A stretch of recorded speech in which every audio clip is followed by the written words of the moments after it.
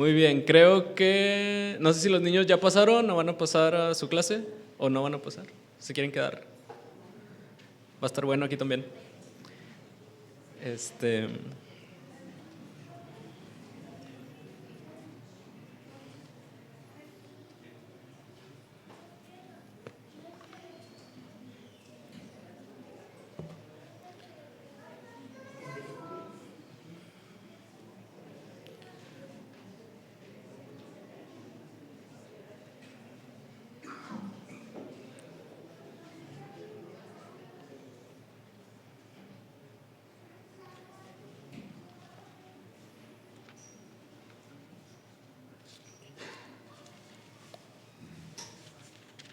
Muy bien, creo que ya estamos listos. Vamos a orar para que Dios nos hable en este tiempo, que podamos meditar en su palabra y que podamos comprenderla. Jorge, ¿me ayudas a orar para empezar la predicción, por favor? Gracias.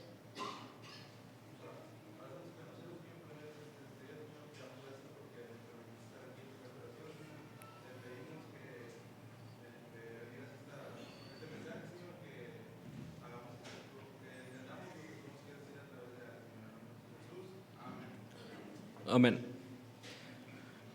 Bien, tuvimos ahí la lectura en Salmos 78, versículos del 1 al 8. Y normalmente en las últimas ocasiones que he tenido la oportunidad de compartir con ustedes la palabra de Dios, hemos visto algunas de las parábolas y hoy no va a ser la excepción. No crean que nos vamos a ir a Salmos. Sin embargo, la ocasión anterior, nuevamente, vimos acerca de la parábola del sembrador y vamos a estar en el mismo capítulo, en Mateo 13, y vamos a ver no una ni dos, vamos a ver 3 parábolas el día de hoy, así que acomódense bien. Voy a tratar de ser lo más puntual posible en lo que Dios nos quiere compartir a través de estas parábolas, pero quiero que me acompañen a Mateo capítulo 13 y leamos los versículos 34 y 35. Creo que por ahí en la ocasión anterior también los leíamos, pero siempre es bueno ahí volver a recordar un poquito estos pasajes. Dice, vamos a tratar de leerlos todos juntos, Mateo 13, 34 y 35. Dice, todo esto habló Jesús por parábolas a la gente, y sin parábolas no les hablaba, para que se cumpliese lo dicho por el profeta cuando dijo, abriré en parábolas mi boca, declararé cosas escondidas desde la fundación del mundo. Y recapitulando, haciendo un poquito ahí el contexto para ustedes, Jesucristo hacía uso de este tipo de enseñanza, tipo de lecciones, con este formato en versión parábola, que es un relato que asemeja o asimila una verdad un poquito más profunda, un poquito más extensa. Y justamente aquí el escritor de Mateo nos refiere hacia la lectura que tuvimos hace unos momentos, que es Salmos 78. Y me gustaría, con este nuevo contexto, que lo podamos escuchar de nuevo, y lo voy a leer para ustedes. Y solo voy a cambiar en el versículo 2. Ahí la mayoría de nosotros traemos versión Reina Valera 60. Y en el versículo 2 menciona proverbios, sin embargo, la misma palabra puede ser utilizada para parábola, para proverbio, y solamente voy a hacer ese cambio ahí en la traducción, pero vamos a escuchar estos primeros 8 versículos del Salmo 78. Dice, escucha, pueblo mío, mi ley, inclinad vuestro oído a las palabras de mi boca.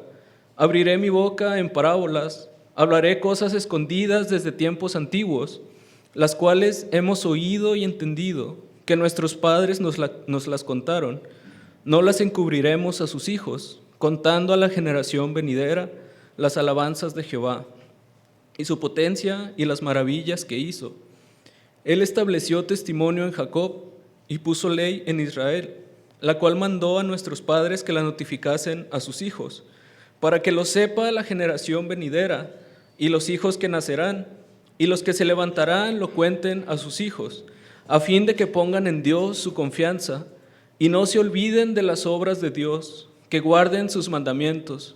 Ayúdenme con el 8 todos juntos, dice: y no sean como sus padres, generación contumaz y rebelde, generación que no dispuso su corazón, ni fue fiel para con Dios su espíritu.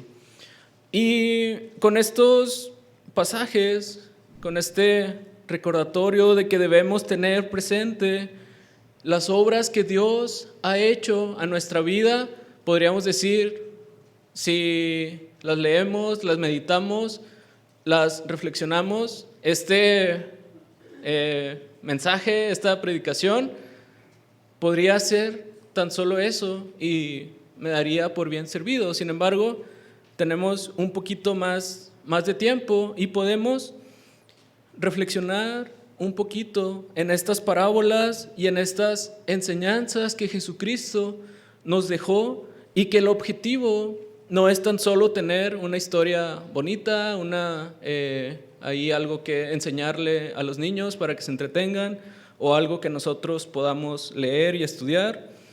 Es para que guardemos los mandamientos de Dios, para que conozcamos cuál es la voluntad de Dios para nuestra vida, y en un sentido un poquito más profundo y más amplio, cuál es el plan de Dios para la humanidad, para la creación que Él ha hecho. Y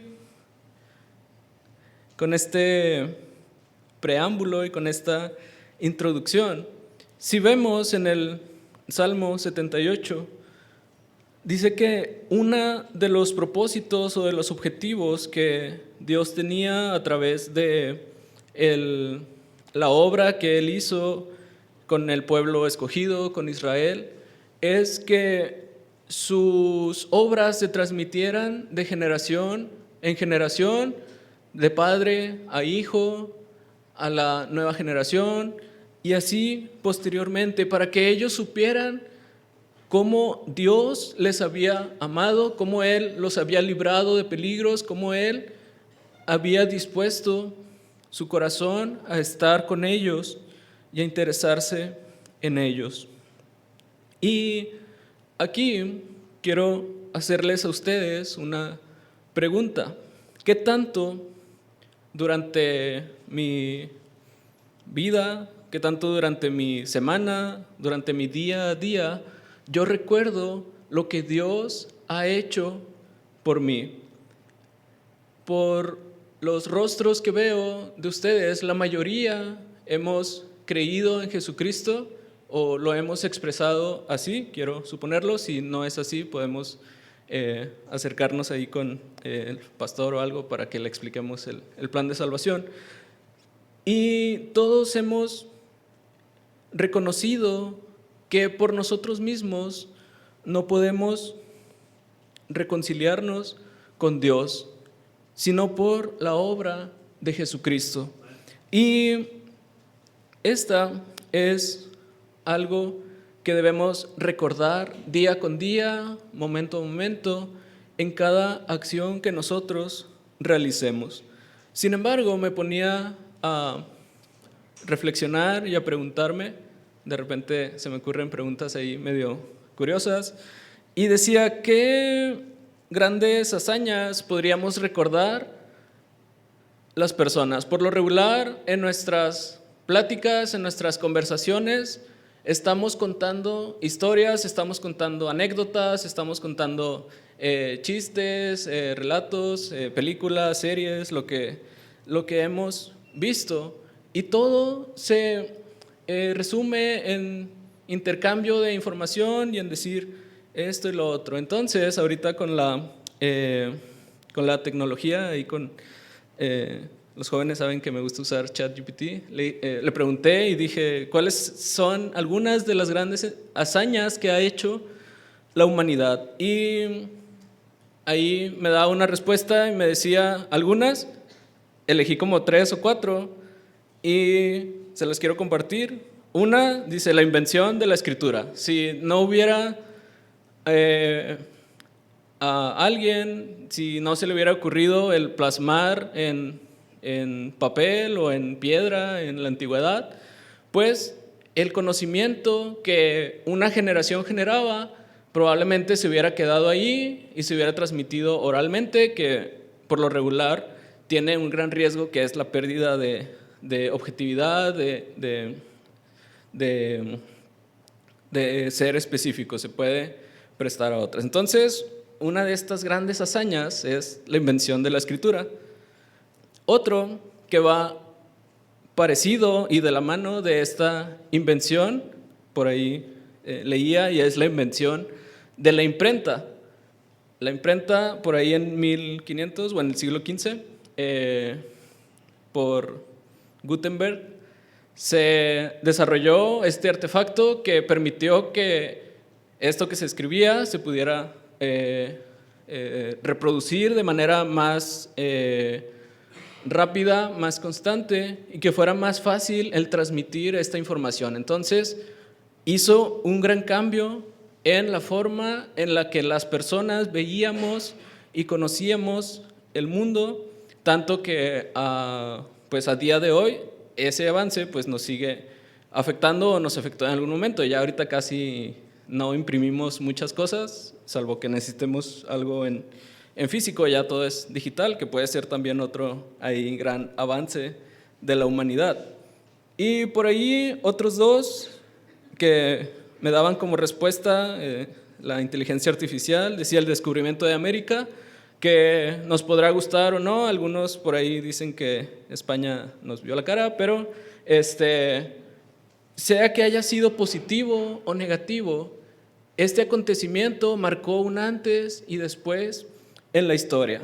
Como todo, pudo haber tenido sus ventajas, sus desventajas, pero pues a final de cuentas sucedió y es algo que marcó ahí un poquito la historia. Y más actualmente, en los siglos XIX y XX, menciona la invención de la electricidad y la electrónica. También, pues, es a lo mejor interesante o curioso pensar que antes del siglo XIX, XVIII, por ahí, pues no tenían electricidad. Todo era ahí, si querían luz, pues era fuego, si querían prender una computadora, pues no podían porque ni siquiera había computadoras, no había luz eléctrica. Y todo eso repercutió en grandes avances para nosotros. Pero justamente, si vamos a cada una de estas acciones o a cada una de estos acontecimientos, inventos, descubrimientos, en muchas de las ocasiones, podemos llegar a la conclusión que quien lo estaba realizando probablemente no conocía o no podía proyectar el gran cambio que iba a hacer en la humanidad o el gran aportación que estaba haciendo para él, para la familia, para los vecinos, para la comunidad, y en cada uno de estos en un nivel más global. Creo que en el 90-99% de los seres humanos nos ha repercutido alguna de estas acciones. ¿Y a qué viene toda esta pregunta? Vamos ahí a Mateo 13 y versículos 31 al 32 y vamos a ver la primera de las 3 parábolas que vamos a ver el día de hoy. Dice Jesucristo, Mateo diciendo que otra parábola les refirió, Jesucristo diciendo: el reino de los cielos es semejante al grano de mostaza que un hombre tomó y sembró en su campo, el cual, a la verdad, es la más pequeña de todas las semillas, pero cuando ha crecido es la mayor de las hortalizas y se hace árbol, de tal manera que vienen las aves del cielo y hacen nidos en sus ramas. Es para todos, a lo mejor de cultura general, o lo hemos escuchado, esta parábola o esta idea de que incluso hay cantos famosos que si tuviéramos fe como un grano de mostaza, podríamos mover montañas. Y la idea que todos tenemos, y es correcta, es que una semilla de mostaza es pequeña y de esta se puede expandir a tal grado de llegar a hacerse un árbol, y de algo pequeño, insignificante, por llamarlo de alguna forma, se produce algo mucho mayor. Y si vamos a la parábola y a la historia que Jesús está narrando, diríamos, pues a lo mejor a nadie o a nada nos gustaría comparar esta semilla de mostaza, ya que a nadie nos gusta ser los menores, los pequeños, los más insignificantes. Sin embargo, Jesucristo está diciendo, el reino de los cielos es semejante al grano de mostaza. Y Jesucristo en su ministerio, en su oportunidad que tuvo de estar enseñando a todos, el tema más recurrente que él enseñaba, que él tocaba, es justamente el reino que él venía a instaurar. Y muchas veces, y creo que la mayoría de las veces, creaba esta distorsión, por decirlo de alguna forma, entre la mentalidad, entre lo que los judíos, el pueblo al que principalmente él estaba predicando, la idea que ellos tenían de cómo tenía que ser el reino, la liberación que ellos estaban esperando. Jesucristo por lo regular les cambiaba la perspectiva. Y si nosotros dijéramos, bueno, ¿cómo describirías pues este reino que Jesucristo está queriendo implementar y queriendo traer a la tierra? Pues diríamos, pues es un cambio grande, es un cambio radical, sustancioso. Creo que nadie de primera nos iríamos y dijéramos, pues es algo mínimo, algo pequeño que Dios quiere hacer. Sin embargo, Jesucristo mismo está diciendo que este reino de los cielos es semejante a este grano de mostaza, y no porque sea pequeño, no porque sea insignificante, sino porque al principio, tal como lo veíamos con diversos acontecimientos, de primera nos puede parecer a nosotros algo muy sencillo, algo que si a quienes constantemente están compartiendo el evangelio, tal vez si le dices a una persona no creyente, le dices, tan solo tienes que creer, tan solo tienes que poner y depositar tu esperanza en Jesucristo. A alguien que no está familiarizado con estos términos o con estas ideas va a decir, pues no, eso es muy sencillo, ¿cómo nada más haciendo eso Dios me va a perdonar? Sin embargo, esa fe, esa disposición, esa creencia en Jesucristo tan pequeña, posteriormente puede resultar en frutos, en abundancia, y en convertir esta pequeña semilla en un árbol. Dice, ahí puse algunas palabras de ayuda, dice reino, profecía y restauración. Vamos a la segunda. Dice profecía. En Ezequiel, capítulo 17, el profeta Ezequiel nos menciona una profecía que puede estar relacionada con este pasaje. Dice Ezequiel 17, del 22 al 24, lo voy a leer. Dice: así ha dicho Jehová el Señor, tomaré yo del cogollo de aquel alto cedro y lo plantaré, del principal de sus renuevos cortaré un tallo y lo plantaré sobre el monte alto y sublime. En el monte alto de Israel lo plantaré, y alzará ramas y dará fruto, y se hará magnífico cedro, y habitarán debajo de él todas las aves de toda especie, a la sombra de sus ramas habitarán. Y sabrán todos los árboles del campo que yo, Jehová, abatí el árbol sublime, levanté el árbol bajo, hice secar el árbol verde, e hice reverdecer el árbol seco. Yo, Jehová, lo he dicho y lo haré. Los profetas que Dios usaba en la antigüedad tenían por ahí un ciclo que era predicarle al pueblo. El pueblo regularmente no aceptaba el mensaje, seguían en su voluntad, seguían en su propia opinión, siendo sabios en su propia opinión. Me acuerdo mucho de Misa, porque Misa dice los versículos así de memoria y yo batallo con mi memoria, entonces me da envidia de la buena. Y dice, el pueblo era sabio en su propia opinión, seguían haciendo su voluntad, seguían pecando, pero en algún momento ellos, cuando reconocían esta maldad, cuando reconocían que solamente Dios podía quitarles este juicio que Él había permitido, Dios siempre les daba esta oportunidad de reconciliación y esta oportunidad de voltear a verlo a Él y de traerles liberación.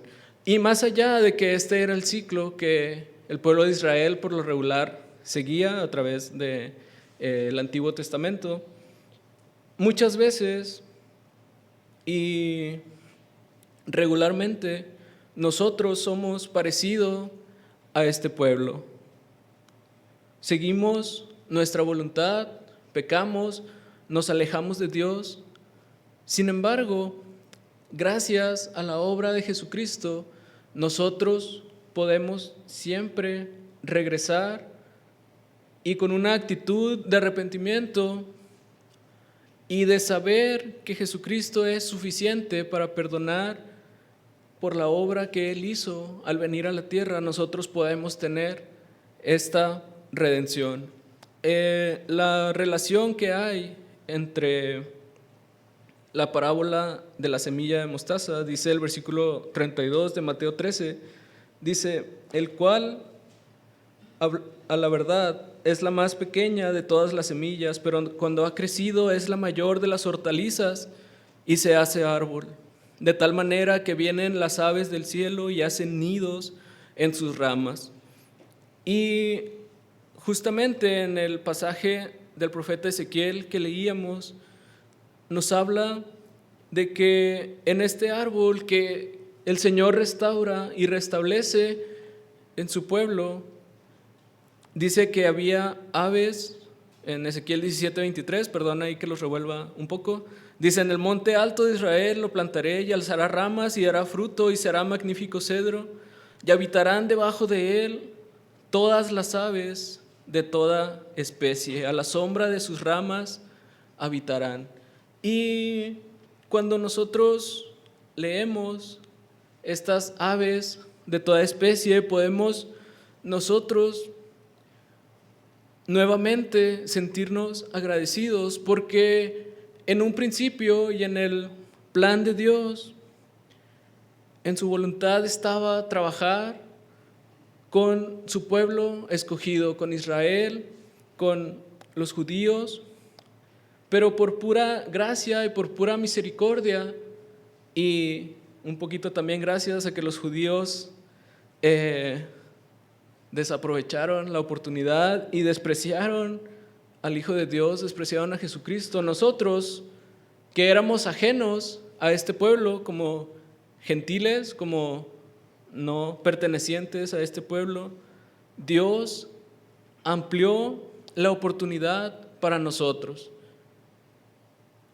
pero tan solo a través de Jesucristo. Y es esta obra a la que nosotros debemos reconocer y a lo que nosotros debemos recordar, y es lo que Jesucristo está en estas enseñanzas predicando, enseñando, poniendo en proverbios, en parábolas, en lecciones que no todos entendían, incluso ni los mismos discípulos entendían algunas de sus enseñanzas. Ya lo veremos un poquito más adelante.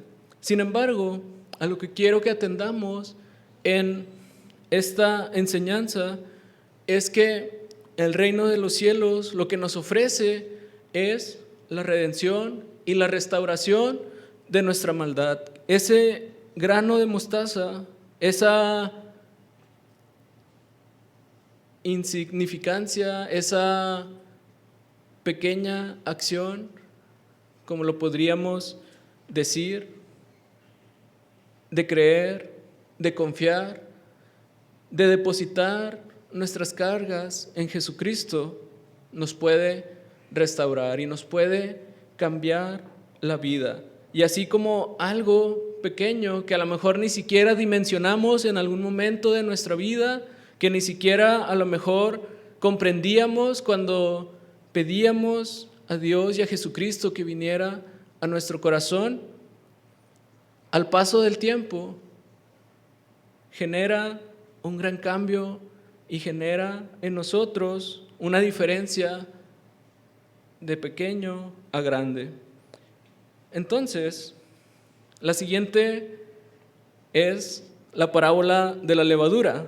Y para despertarnos vamos a leer todos Mateo 13, 33, dice: otra parábola les dijo.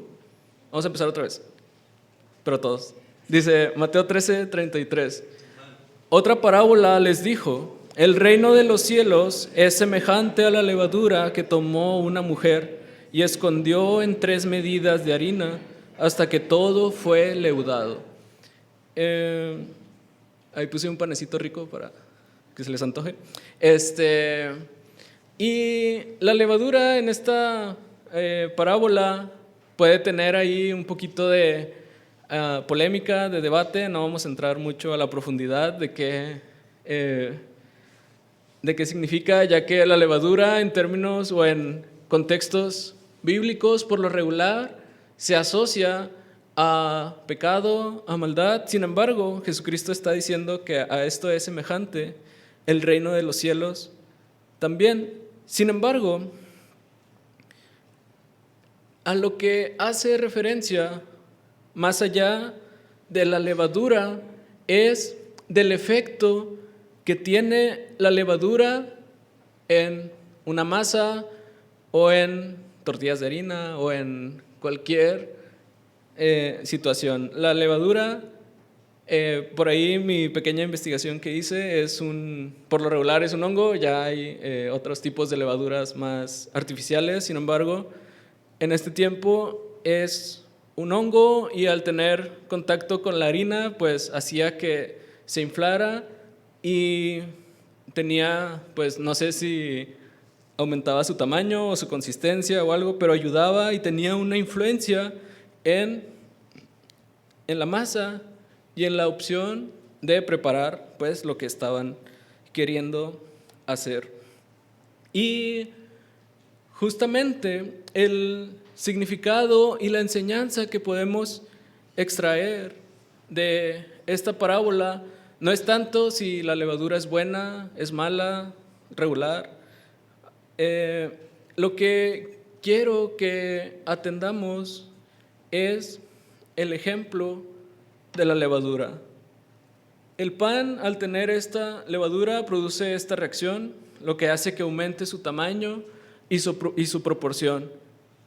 Nosotros, en nuestra vida, estamos rodeados de mucha gente, de muchas personas. Mínimamente está usted rodeado de su familia, que es 1, 2 personas. Si vive solo, pues a lo mejor tiene trabajo, tiene escuela o algo, incluso aquí la familia espiritual de la iglesia. Todos tenemos esta influencia y esta área de impacto que tenemos.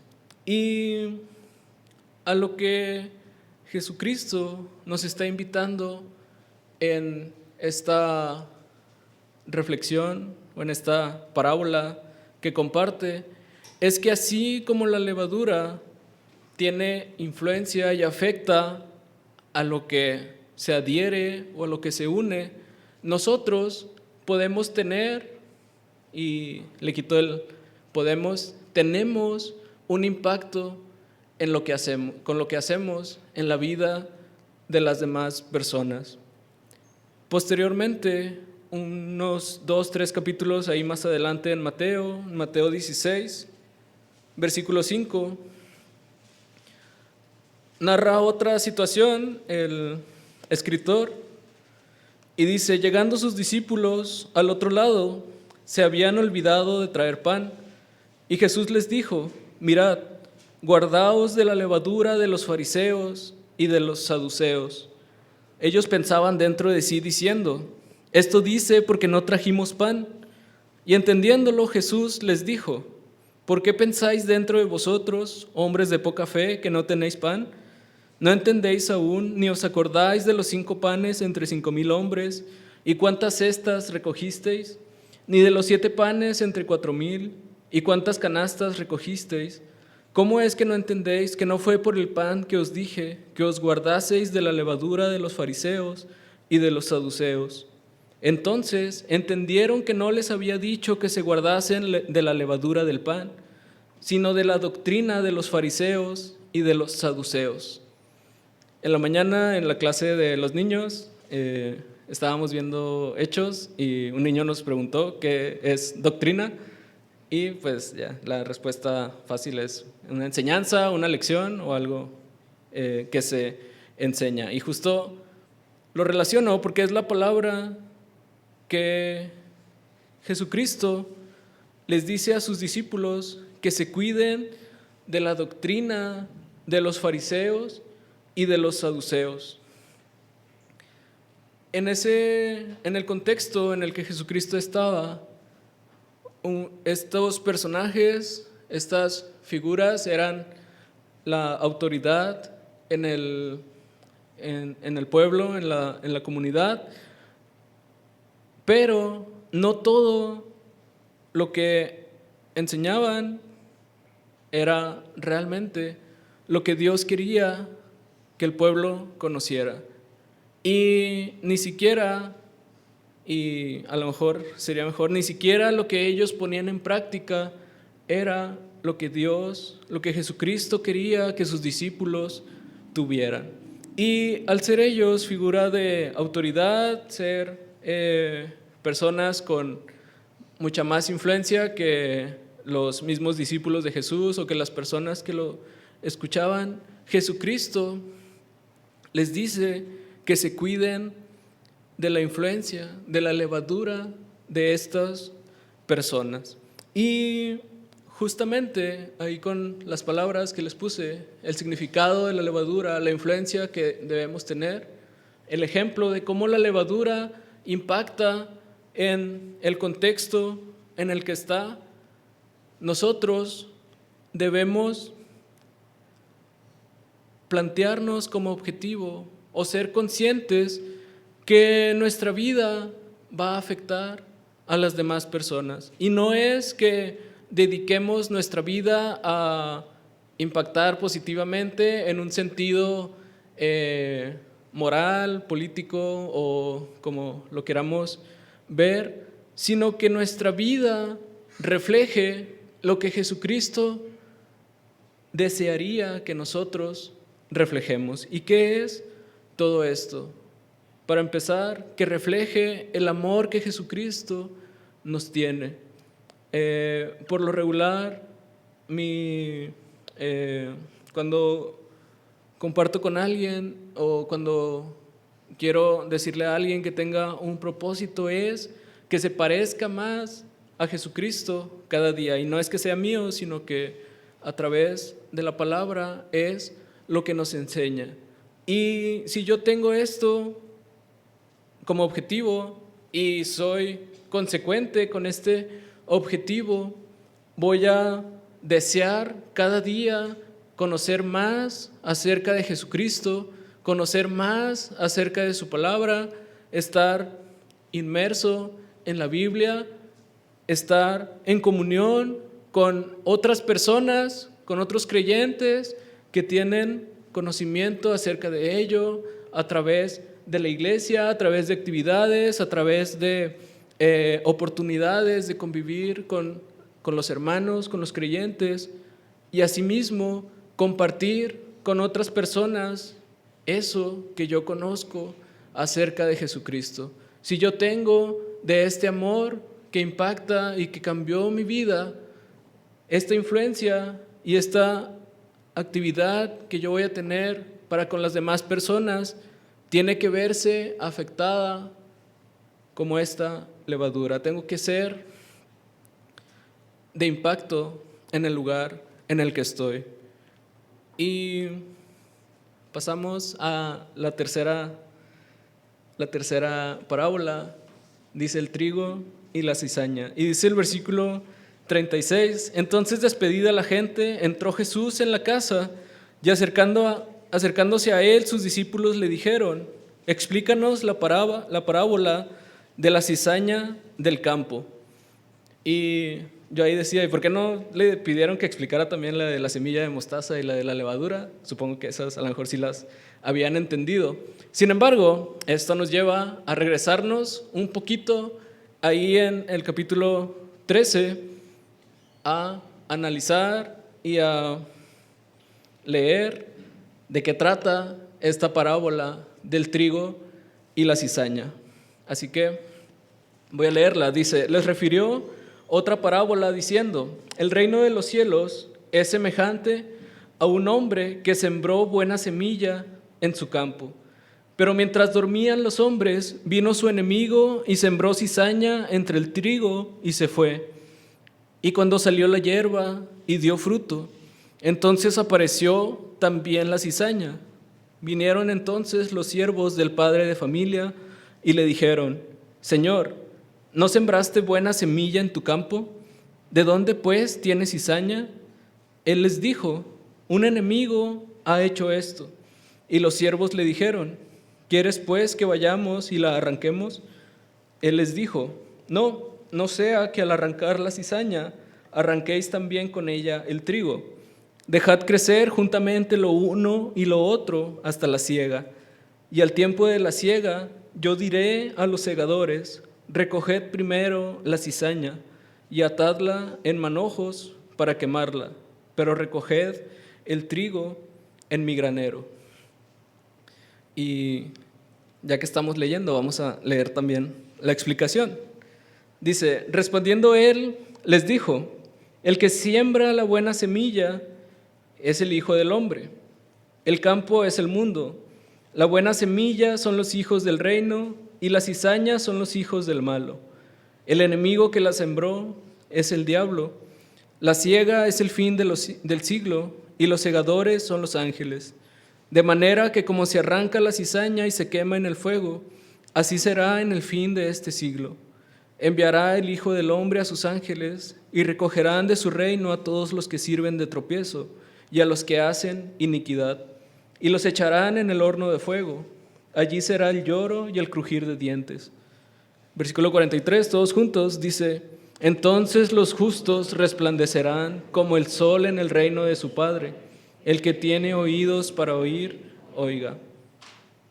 Y para comprender un poquito, que ya Jesucristo lo explicó, no lo puedo explicar mejor que Él, pero podemos ir conociendo cuáles son los elementos que esta parábola incluye o expresa.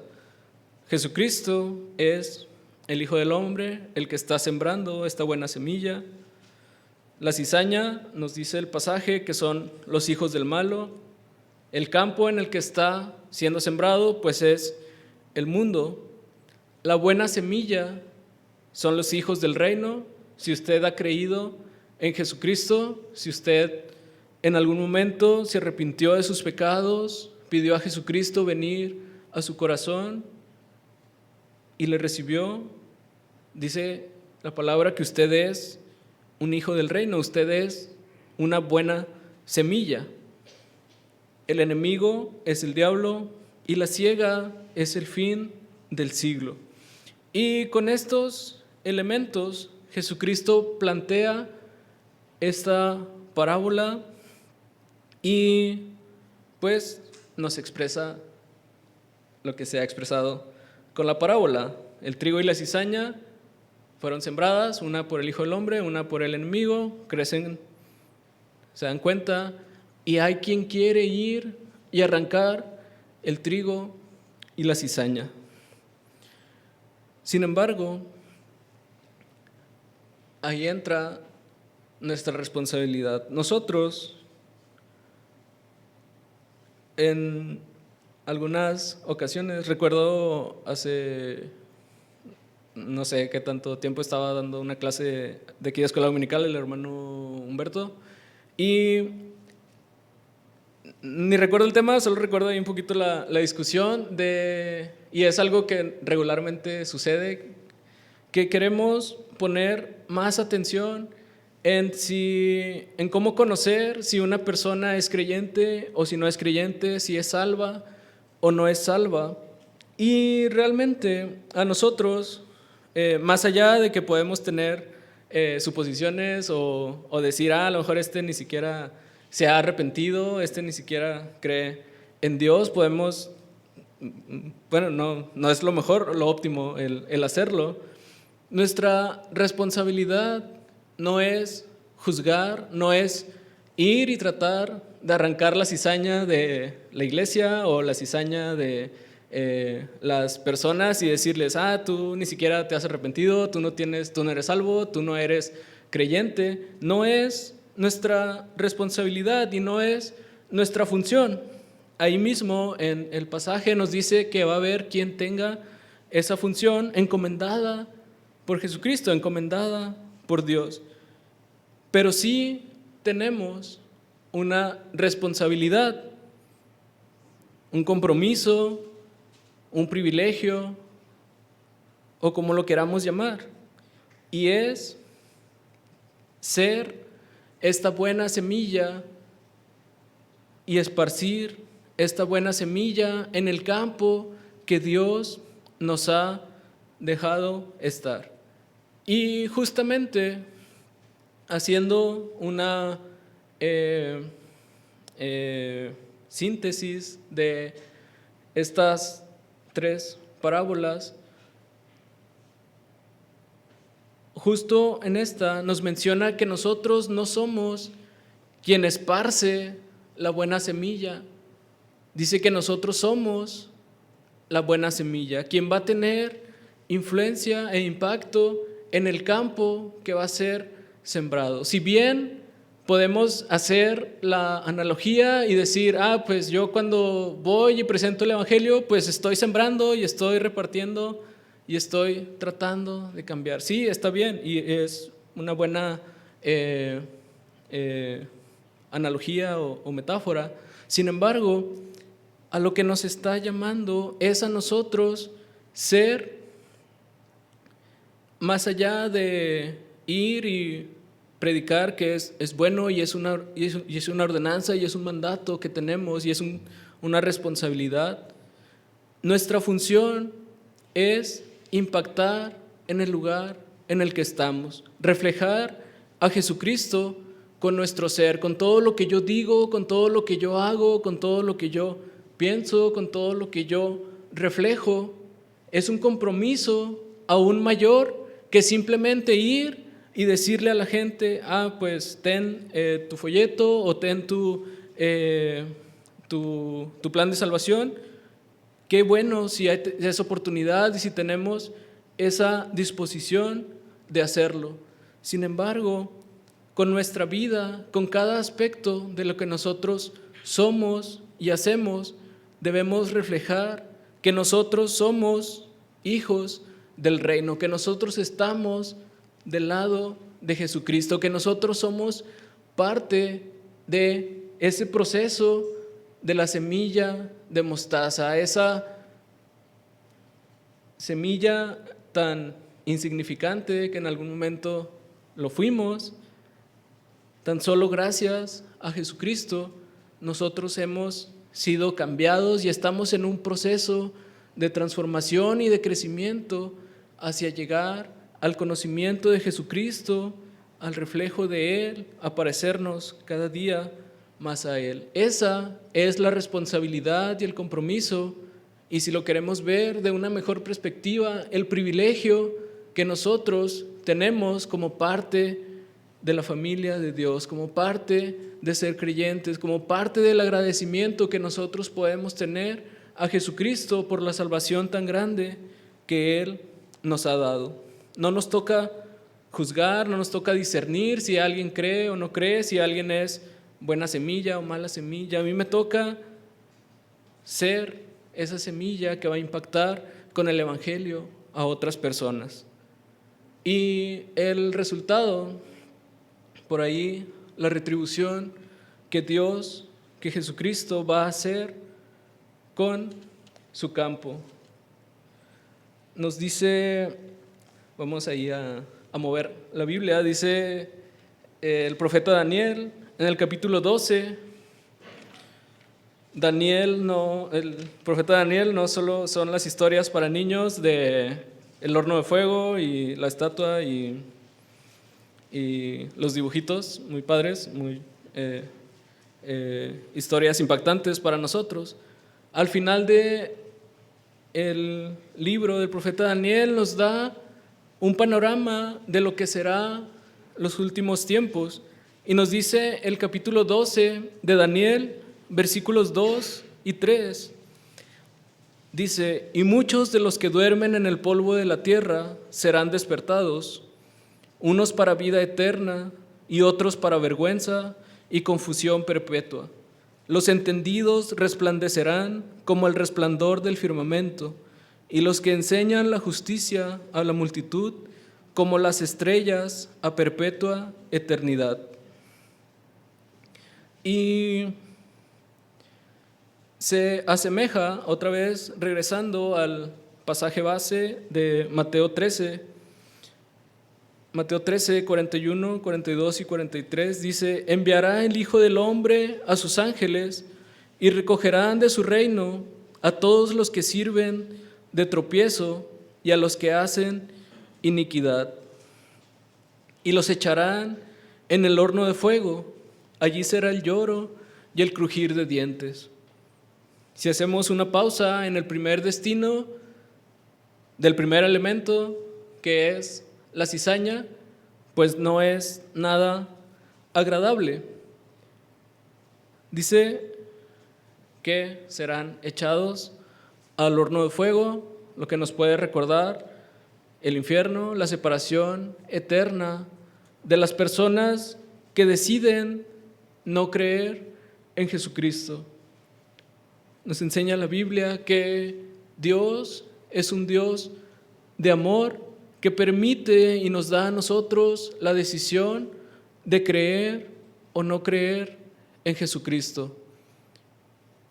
Y esa voluntad es parte de ese amor que Él nos tiene. Él no nos obliga a nada. Sin embargo, si yo decido no creer, Dios sigue siendo tan bueno que no me obliga a estar con Él, sino que el mayor castigo que la persona que decide no creer es estar alejado de Dios.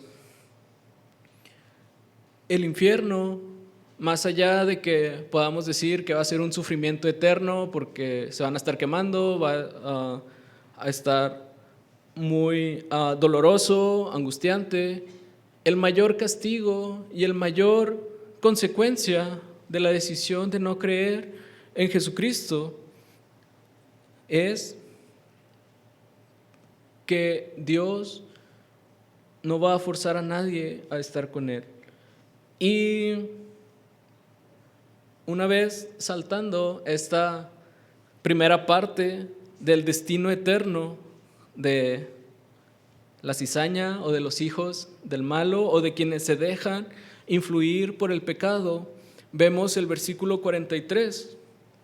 Dice: entonces los justos resplandecerán como el sol en el reino de su Padre. El que tiene oídos para oír, oiga. La justa retribución al final de los tiempos de Dios para con las personas, para con la voluntad y las decisiones que nosotros hemos tomado, es separarlos o estar con Él. Y nosotros tenemos la decisión principalmente, y nuevamente quiero expresar que espero que todos hayamos en algún momento aceptado y creído en Jesucristo.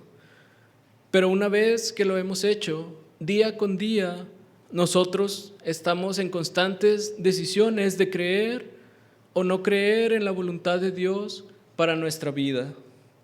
Nosotros tenemos la responsabilidad, el compromiso de ser esta buena semilla, de que nuestra buena o mala influencia en el mundo sea de impacto, esperemos que sea positiva, que no se diga de nosotros, como se decía de los fariseos o de los saduceos, que hay que cuidarse o hay que guardarse o alejarse de lo que tal persona practica, enseña, que nosotros seamos de impacto positivo y agradable y reflejando a Jesucristo a la vida de las personas que nos rodean, y que seamos como esa semilla de mostaza. Quiero leerles un coro de una canción que me gusta mucho. Bueno, me gustan mucho estas canciones, y dice, hablando de la semilla de mostaza, dice: y así es como fue que semilla de mostaza se volvió toda una estrella literaria. Jamás pensó que al ser la semilla más enana iba a ser la representación más clara de lo que Dios va a usar para hacer las cosas grandes en su lógica divina inesperada. Ha escogido que las empresas sobrehumanas las hará con semillitas de mostaza. Pensemos en esto durante la semana, pensemos en cómo estoy impactando en la vida de las demás personas y si estoy siendo buena semilla o cizaña. Vamos a orar. Padre Santo, gracias por que en algún momento decidiste venir a morir por nosotros. Gracias porque con esta obra tú nos reconciliaste, y por la oportunidad que tenemos de creer y recibirte en nuestro corazón. Te pedimos que a través de nuestra vida, a través de lo que nosotros hacemos, decimos, pensamos, te agrademos y busquemos cada día agradarte y hacer la voluntad que tú tienes para con nosotros. Te pedimos que nos ayudes a tener esto en mente, a tener tu palabra en nuestro corazón, en nuestra mente, en nuestras acciones, y que busquemos siempre el ser como tú quieres que nosotros seamos. Te pedimos y te agradecemos en el nombre de Cristo Jesús. Amén.